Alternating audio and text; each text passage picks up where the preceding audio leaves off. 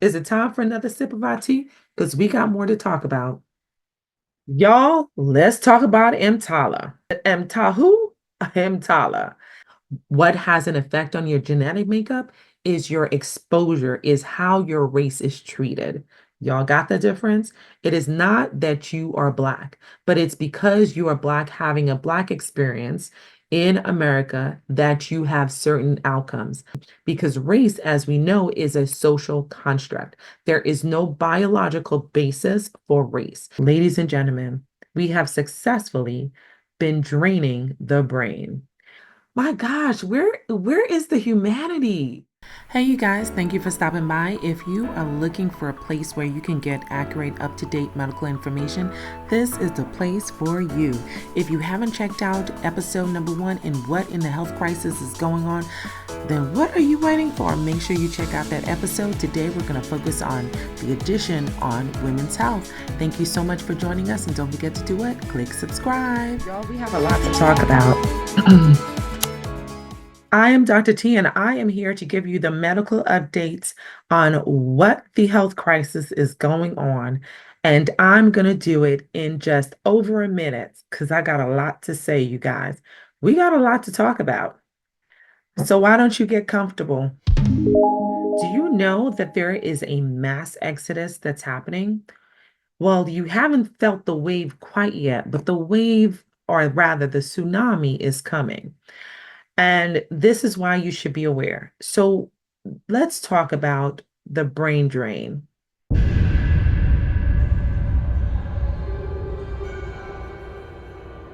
Yes, if you have been awake, alert, and aware, or rather woke, you would know that there have been significant cuts to various parts of healthcare, significant cuts to the budget for the NIH, significant cuts for special programs such as preventing sudden infant death. There has been a number of cuts when it comes to our research divisions. You have many researchers around this entire world, including a researcher, I believe she was at Harvard, who was about 2 years away from discovering a cure for tuberculosis.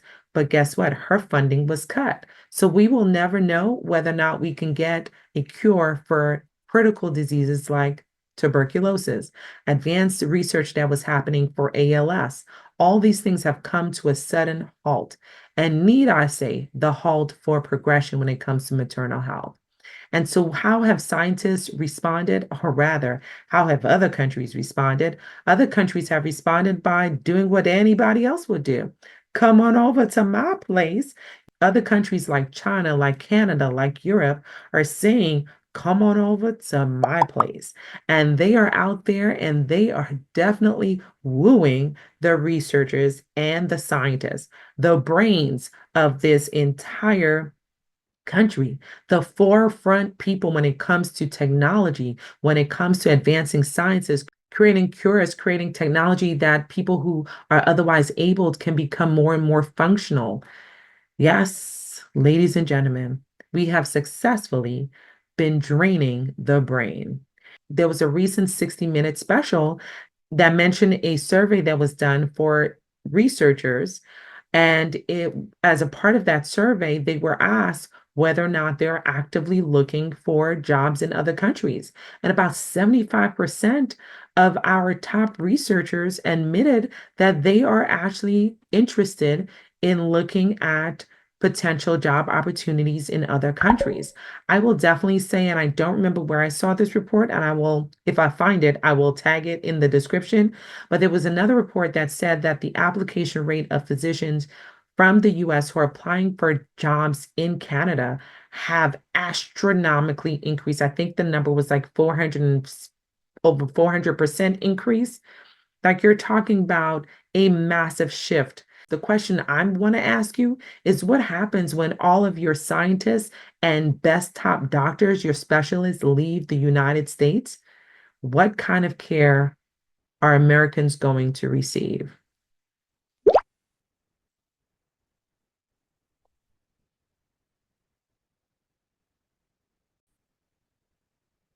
Y'all, let's talk about EMTALA. Let EMTALA who? EMTALA.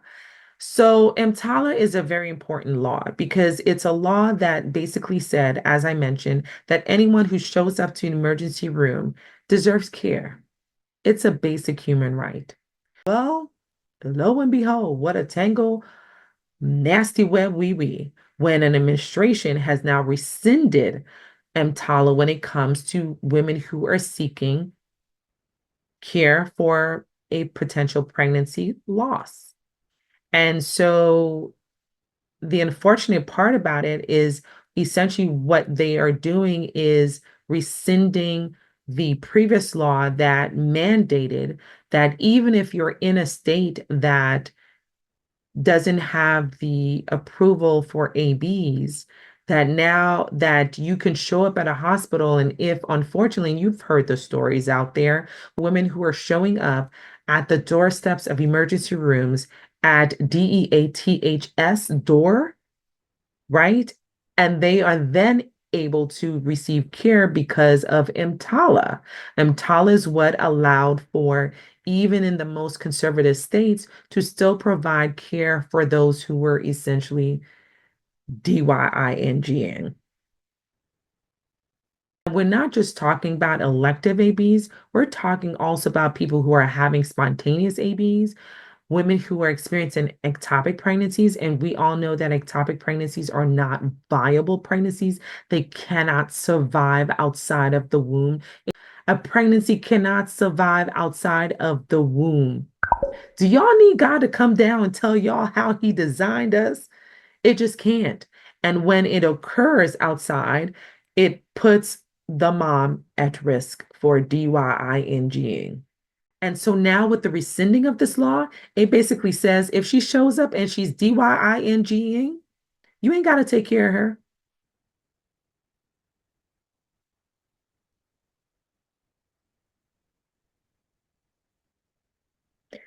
Y'all, I hope y'all paying attention. There's a lot going on.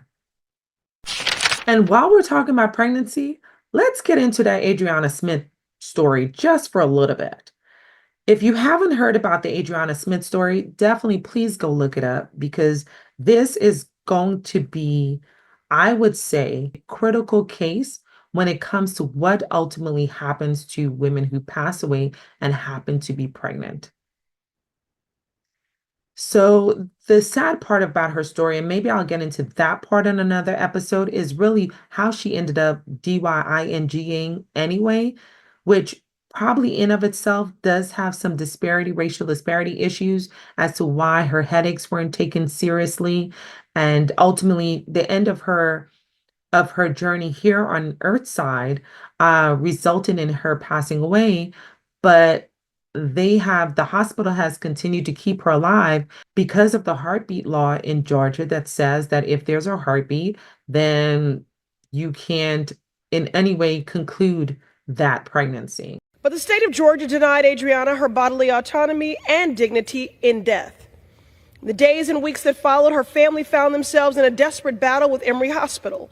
The hospital believed that the anti-abortion bill that Georgia enacted in 2022, following the gutting of Roe v. Wade, tied the hospital's hands, mandating that Adriana's body, her brain-dead body, remain hooked to machines, not because there was any chance of survival. She had already transitioned, but because Adriana was 9 weeks pregnant, about a month past a missed period, Adriana's body has been turned into an incubator. An incubator with no medical rationale, no ethical reason, and no compassion. Mr. Speaker, from the days of enslavement, Black women's bodies have been subject to medical abuse, assault, and degradation in this country. We are more likely to die in childbirth. We are routinely denied medical care. We are dehumanized. And like the case of Adriana Smith, our bodies and our dignity are desecrated in death. This is cruelty. The latest episode in a long history of the experimentation and exploitation of Black bodies. I grieve for Adriana's family for the torture they are experiencing, layered with the daily uncertainty they are navigating as they try to do right by their daughter and lay her to rest peacefully. Her parents are by her bedside. Her 5-year-old asks, "When will mommy wake up?" Adriana should be here today. her blood clots treated, her voice trusted, her pain believed.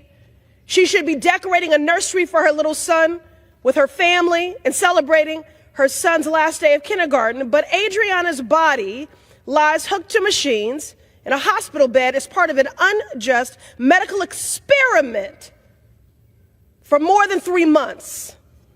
No family should have to endure this. None of us are free until all of us are free. I yield. And so what's really almost sadistic, you guys, is the fact that when you look at a lot of the pictures regarding this story, and this is how twisted people are, right? Because they know that the imagery matters. And when you see these pictures, you are likely going to assume in your mind that this is how pregnant she is. No. When this all happened, when she was unalive, she was 9 weeks pregnant. 9 weeks pregnant. And by the time the story became more publicly known, she was already about 20, 21 weeks pregnant. So she had been kept alive by machinery for that entire time and continues to be kept alive. And ultimately, the goal is to keep her alive, I believe, until she's 32 weeks and then deliver the baby. So here's what's really wild about this story. Two very critical things you should know. Well, three. One, the picture that you're seeing, that's not how pregnant she is. That is a picture from a prior pregnancy that's being used to give the shock value. So people somehow in their mind view this story very differently than what it actually is. And then two, it raises the question about the responsibility of the bills because the family, while they have been, their desires have not been asked, they have been overruled by the state. So the state has taken ownership of a Black woman's being, which again, we'll talk about that on another episode because it ain't the first time. So here's the wild part. The family, even though they're not the decision makers, are being held responsible for the financial costs of keeping her alive. Do you guys know how expensive it is in America per day of hospitalization? Now, granted, you guys, this is going to vary depending on the state that you're in and the level of intensive care, but the average cost can be about $3,000 per day. So do the math. She's been there at least now, she's probably about 20, like mid 20 something weeks. But imagine the cost. So do the calculation. They are keeping her alive by ventilation, which means that's a higher level of care. So her care may actually be even more than 3,000, than 3,500 per day.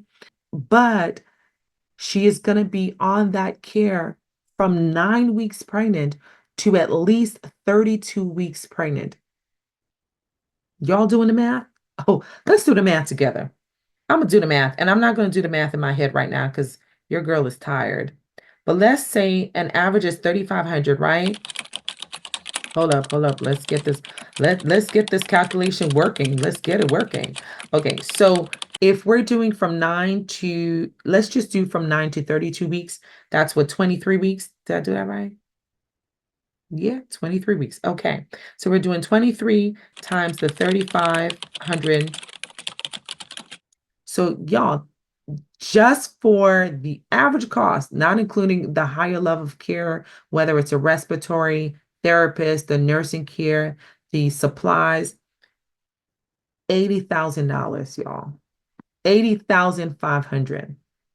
That is wild. But here's the other thing that's being discussed as a result of this particular case. Have you guys heard of whole body gestational donation?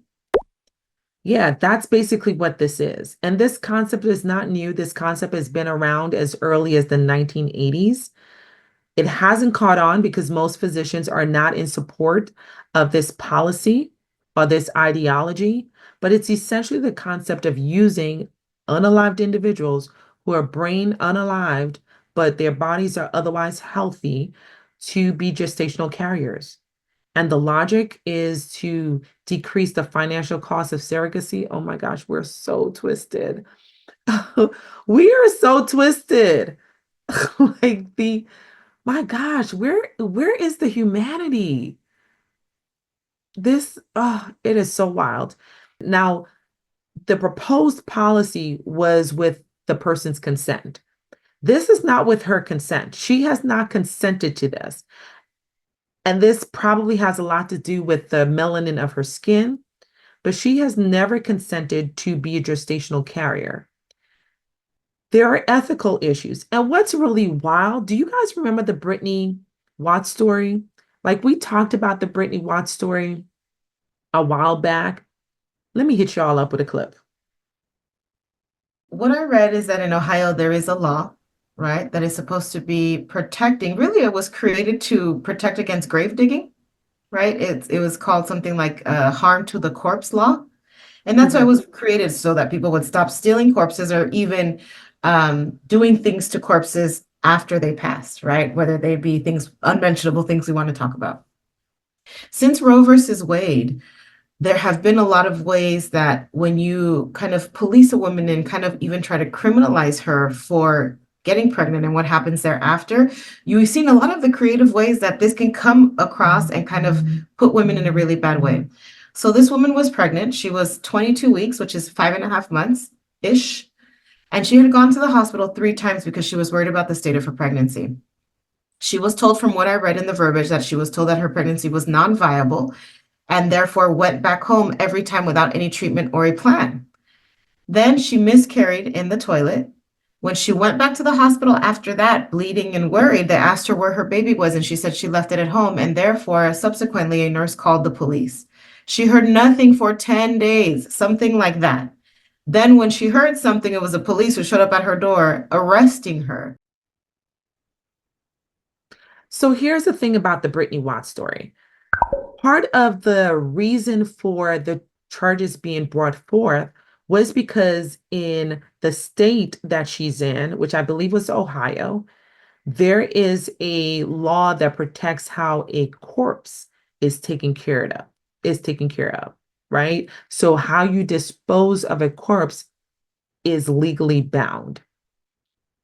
But here, and there's the other states who have very similar laws.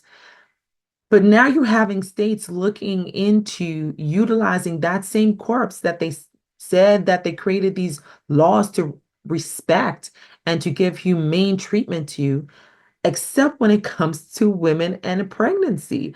Apparently, that's the only exception. And especially when it comes to a woman of color, especially a Black woman. What do you know? But here's the thing. I will definitely say while this whole body gestational donation is a thing, it is a concept, that's not really where everything is going, right, Japan? Right, Japan? Yeah. If you're keeping up with what's going on in other nations when it comes to the use of AI and the use of robots and the use of just a variety of technology, you will know that where the world is ultimately going is not actually using a human being to be a gestational carrier.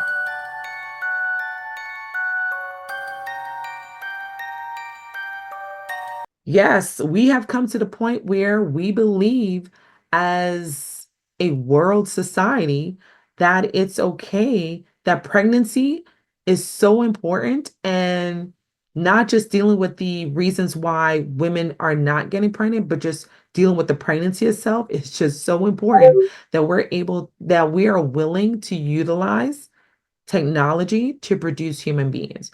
Don't talk, and maybe I'll talk about this at another time, but no mention of the importance of the human to human interaction, no mention of the importance of the spirituality of it all, just these created beings. So, yeah, while the Adriana Smith story is garnering lots of attention, I think it's also an ultimate distraction for what the real end point and goal is. And that's just that.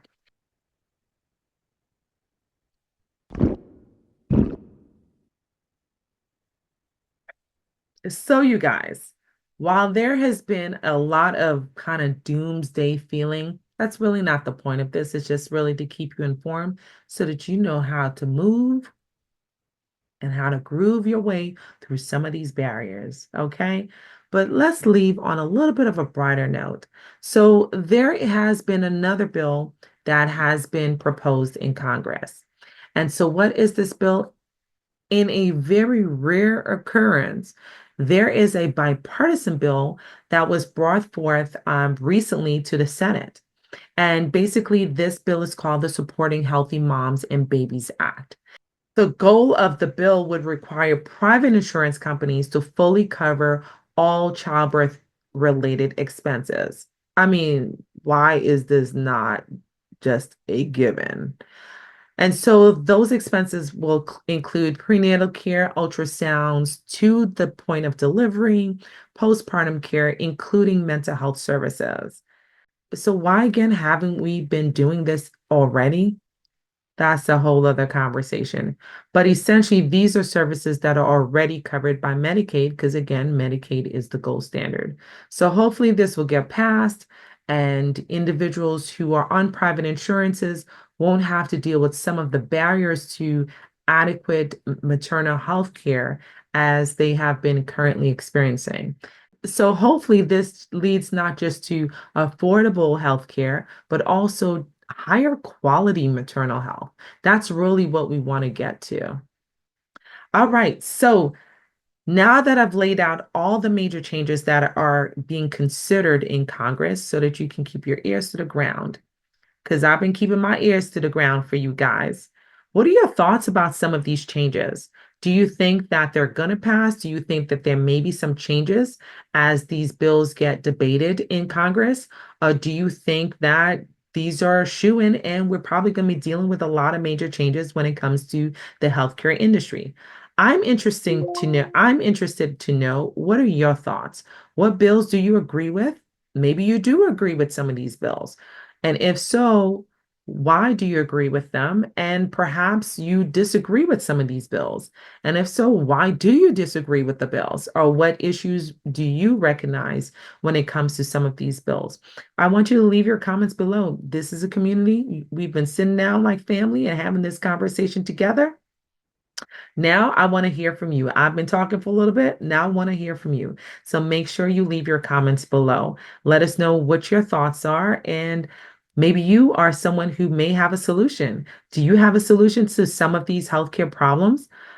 Oh my gosh, I definitely want to know that. And when we're done, make sure I see you guys win the same spot, maybe not exactly the same time.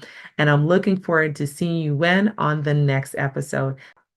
And this is Dr. T, the hand behind the handle of Healthy Bump Club right here on YouTube and Healthy Bump Club on Instagram. We thank you guys for watching. We hope to see you guys on the next episode. And